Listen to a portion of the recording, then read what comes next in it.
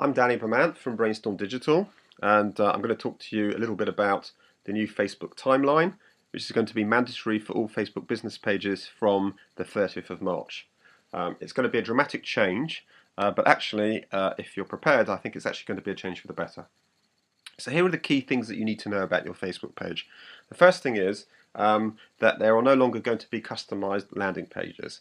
In the past, if you had a special offer, a competition or something, you could create a special landing page that people could go on where you could talk about your special offer.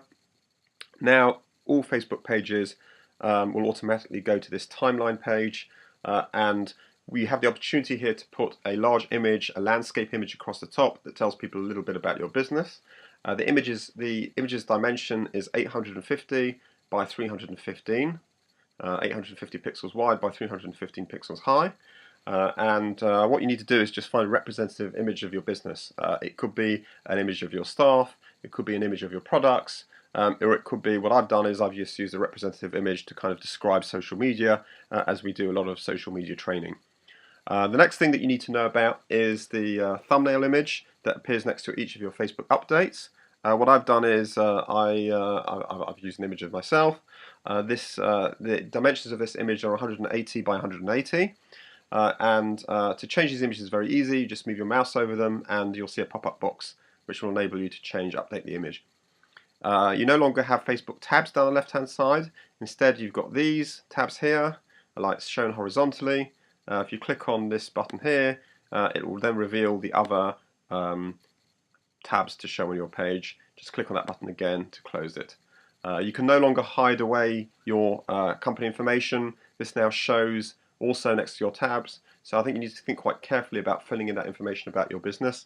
And now let's look a little bit about let's look a bit at Facebook posts. Now the really major thing that's worth talking about is the fact that you can now change the way your posts appear. So for example, if you have a video that you want to post, you can now post, or photos for that matter, you can post those right across your page.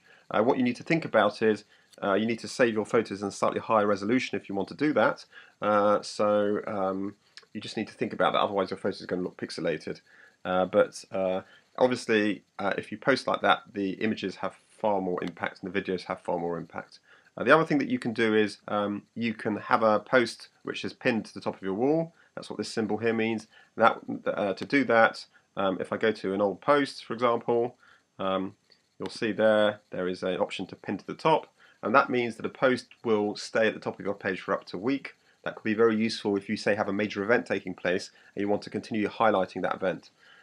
So the other thing you can do is you can change the date of a post. So it may be that you've posted something a week ago and it's still valid and you want that to be up at the top again. So you can do that. You might have a recurring event. You can also change the location of a post. You can also delete a post. The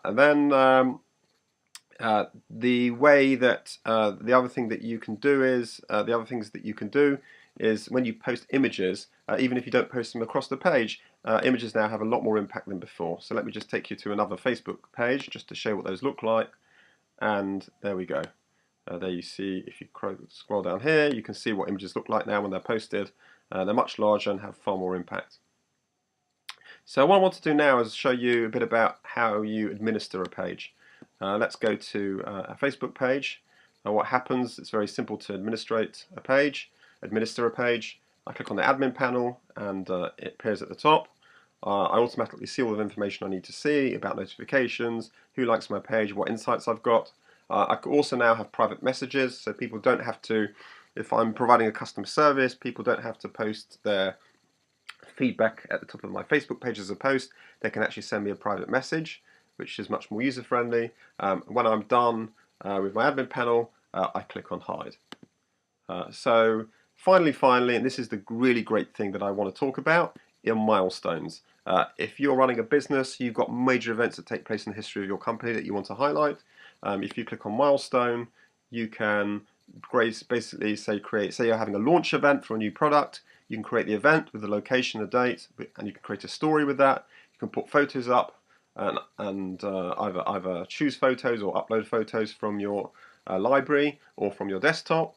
And what you can do is you're basically taking some event that you've organised and you're really highlighting it as a major event in your company, and that's great from a PR point of view, enables people to go back in your history and see those events. So altogether, this is a fairly good way of promoting your business. It's very visual, lots of large photos, lots of space. You've got the ability to highlight certain things at the top of your page. It's a lot more dynamic, and I think that that once you get used to it, you're not going to miss the old format at all. And that's a summary of the new Facebook landing pages.